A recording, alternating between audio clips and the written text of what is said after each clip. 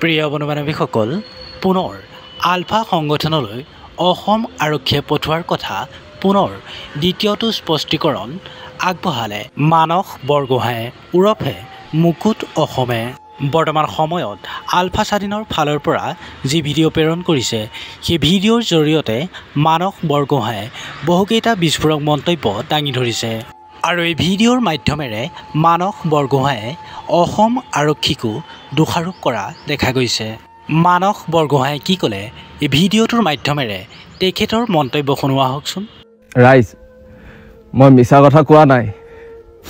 মোক যেনেধৰণে পঠিয়াইছিলে, মোৰ যি প্ৰকৃত পৰিচয়, মই সত্য কথা কৈছোঁ। মই কোনো মিছা কথা কোৱা নাই। মই SBৰ এজন SI হয়। মই এবাৰ নহয়, হাজাৰ বাৰ ক'ম যে মই কোনো মিছা কথা কোৱা নাই। মোৰ যেতিয়া প্ৰথম আৰক্ষীত নিযুক্তি হৈছিলে, মই সেই কথা মোৰ দেউতাক অৱগত কৰিছিলোঁ। মোৰ নিচাও এজন পুলিচৰ বিষয়া হয়, মই নিচাও এই কথা অৱগত। তেখেতেও গম পাইছিলে যে মোৰ যেতিয়া SI নিয়োগ হৈছিলে, তেতিয়া মই তেখেতলোকক সেই কথা কৈছোঁ। আৰু মই দেউতাৰ পৰা মোৰ যি ইউনিফৰ্ম কিনিবলৈ, ষ্টিক কিনিবলৈ মই দেউতাৰ পৰা পইচা বিচাৰিছিলোঁ আৰু দেউতাই মোক পইচা দিছিলে। ইমানটো যদি ৰাইজ আপোনালোকে মোক বিশ্বাস নকৰে, মই এটা কথা ক'ব খুজিছোঁ। আপোনালোকে বেলতলা অজন্তা পথত ৰয়েল এনক্লেভত যাওক, এবাৰ তাত খবৰ কৰক তাত কি প্ৰশিক্ষণ চলে। মানস চলিহা সোধক, তৃষ্ণা সন্দিকৈ সোধক। মানস চলিহা ঘৰ গোলাঘাট কোৰালগুৰিত হয়। মানস চলিহা সোধক। মানস চলিহাক সকলোৱে জানে যে মানস চলিহাক ঘূৰা বুলি ক'লে প্ৰায়বোৰ থানাই চিনি পায়। তেখেতে তেনেকুৱা ধৰণৰ আগতো কাম কৰিছে। মানস চলিহাক সুধি চাওক, তেতিয়া গম পাব ৰাইজ মই মিছা কথা কোৱা নাই। আপোনালোকে তৃষ্ণা সন্দিকৈ সোধক, তেখেতৰ ঘৰ কাহিলীপাৰা। তেখেতে আমাক প্ৰশিক্ষণ দিয়াইছিলে। আপোনালোকে তেখেতক সোধক, তেতিয়া গম পাব। মোৰ লগত যিসকলে প্ৰশিক্ষণ লৈছে, মই তেওঁলোকক এটা বিনম্ৰ অনুৰোধ কৰিব বিচাৰিছোঁ। কাবেৰী, অংকিতা, চয়নিকা, তোমালোকতো আমাৰ লগত আছিলা। নুমল, ঋতুৰাজ, আমি সকলোখিনি একেলগে আছিলোঁ। কাবেৰী আৰু চয়নিকা দাসৰ ঘৰ হৈছে নগাঁও। তোমালোকে কিয় পাহৰি গৈছা মোক?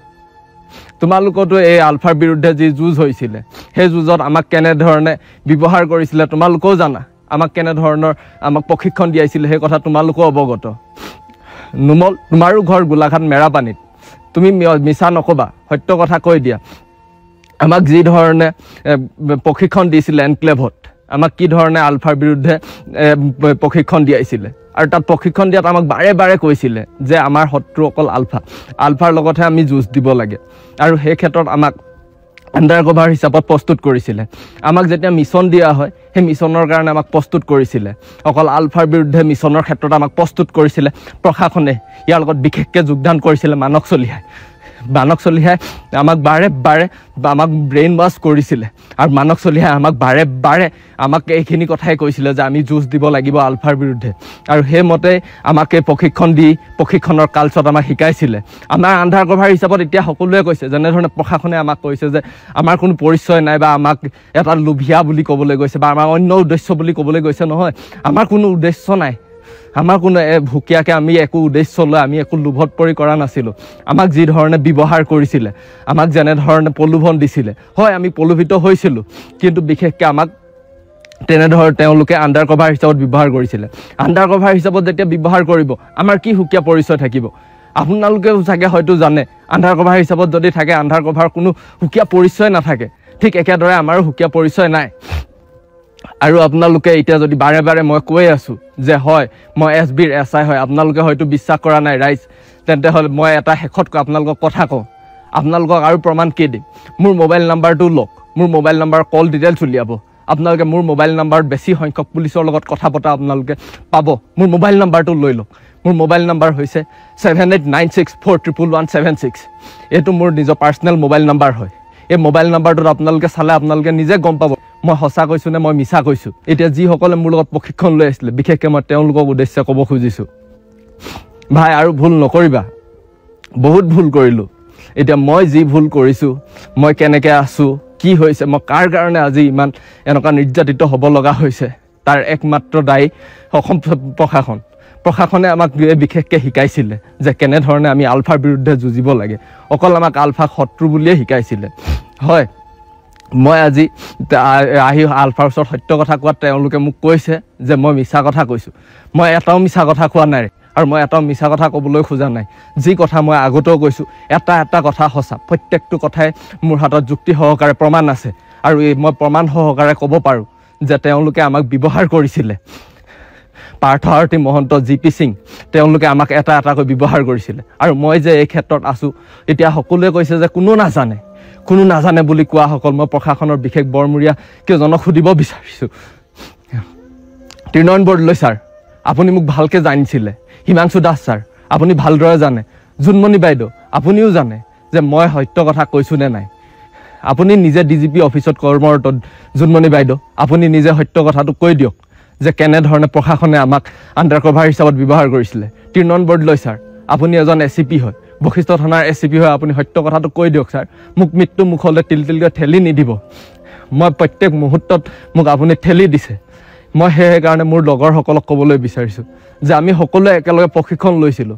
প্ৰশিক্ষণ লোৱাৰ টাইমত আমাক যি ধৰণে শিকোৱা হৈছিলে যি ধৰণে বুজোৱা হৈছিলে সেই সকলোবোৰ কথা এটাকৈ মিছা সেই সকলোবোৰ কথাৰ আঁৰত আছিলে আমাক উত্তেজিত কৰা ঠিককৈ মোক উত্তেজিত কৰিলে কিন্তু আজি মোৰ যেতিয়া বিপদৰ মুহূৰ্ত আহিলে নহয় মোক যেনেধৰণে গা এৰা দিলে প্ৰশাসনে কাইলৈ সেই মুহূৰ্তত হয়তো তোমালোককো গা এৰা দিব সেয়েহে মোৰ সকলো বন্ধু যিসকলে মোৰ লগত প্ৰশিক্ষণ কৰিছিলে মই তোমালোকক এবাৰ কাটৰ আহ্বান কৰিব বিচাৰিছোঁ যে তোমালোকে এনে ভুল নকৰিবা মই যি ভুল কৰিছোঁ সেই ভুল যাতে তোমালোকে নকৰিবা মোৰ ভুলে যাতে শেষ ভুল হওক মোৰ ভুলৰ পাছত যাতে তোমালোকে এনে দুনাই ভুল নকৰিবা আলফাৰ প্ৰতি যি আমাক এক মনত বেয়া ভাৱ সোমোৱাই দিছিলে সেই মনৰ প্ৰতি থকা সেই ভাৱ আঁতৰাই পেলোৱা সেই ভাৱ আঁতৰালেহে তোমালোকে সলনি হ'ব পাৰিবা আৰু সত্য পথত আহা তোমালোকে মোৰ কথা যিসকলে জানা মোৰ লগত প্ৰশিক্ষণ লৈছিলা মোৰ ৩৬ নম্বৰ ৰোল নম্বৰ হয় ৩৬ নম্বৰ হোৱাৰ পাছত যি আগৰ ৩৩জন আছে সকলোৱে আহি মোৰ ক্ষেত্ৰত এবাৰ মাত দিয়া সকলোৱে এবাৰ কোৱা মই তোমালোক কাটৰ আহ্বান কৰিছোঁ যে তোমালোকে এবাৰটো কোৱা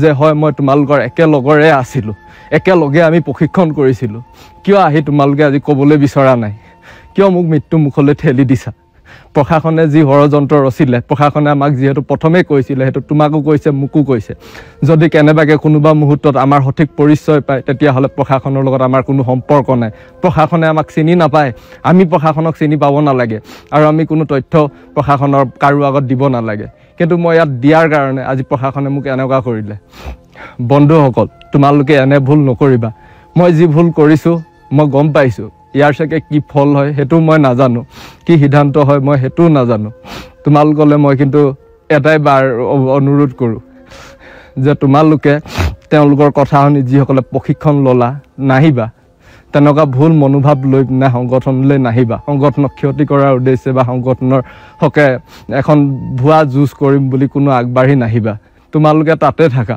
সুখে থাকা কোনো ইয়ালৈ আহি বা মোৰ ধৰণে যি অৱস্থা হৈছে তোমালোকৰ যাতে তেনে অৱস্থা নহয় মই তোমালোকক বাৰম্বাৰ অনুৰোধ কৰিছোঁ অসমবাসী ৰাইজক আকৌ এবাৰ কৈছোঁ যে মই এটাও কথা মিছা কোৱা নাই আপোনালোকে মোক যিহেতু মিছলীয়া বুলি ভাবিছিলে মই এটাও কথা মিছা কথা কোৱা নাই মই প্ৰত্যেকটো কথা যুক্তি সহকাৰে আপোনালোকৰ আগত কৈ গৈছোঁ সেইবাবে যে আপোনালোকৰ মোৰ ফোন নম্বৰ পৰ্যন্ত আপোনালোকে যদি উলিয়াই আপোনালোকে সকলো তথ্য পাব মই এটাও মিছা কথা কোৱা নাই মই আকৌ এবাৰ শেষত কওঁ মই SBৰ SI হয় মোৰ বিশেষ কামত নিয়োগ কৰিছিলে আৰু সেই বিশেষ কামত নিয়োগ কৰাৰ বাবে আমাক 3টা অপাৰেশ্যন আছিলে সেই 3টা অপাৰেশ্যন যদি সফল হয় তেতিয়াহে আমাক বাকীসকলক যেনেধৰণে স্থানীয় যিসকলক মানে পৰিচয় দিয়ে তেনেধৰণে পৰিচয় দিব আমাকো সেই হিচাপে পৰিচয় দিয়াৰ কথা কৈছিলে ঠিক তেনেধৰণে ময়ো এটা যোৰাবাটত অপাৰেশ্যন সফল কৰাইছিলোঁ এইটো মোৰ 2 নম্বৰ অপাৰেশ্যন আছিল মই কোনো মিছা কথা কৈ বা প্ৰশাসনক মই কোনো বেমেজালি কৰাব বিচৰা নাই ৰাইজ মই আকৌ এবাৰ আপোনালোকলৈ কাটৰ আহ্বান কৰিছোঁ যে যিসকলে এনে মনোভাৱ লৈ আছে তেওঁলোকে সেই মনোভাৱ ত্যাগ কৰক এনে মনোভাৱ লৈ থকাসকল বা মোৰ লগত প্ৰশিক্ষণ লৈ থকাসকল আণ্ডাৰ কভাৰ হিচাপে প্ৰশাসনৰ হৈ বা প্ৰশাসনৰ লগত কাম নকৰিব মই আপোনালোকক বিনম্ৰ অনুৰোধ কৰিছোঁ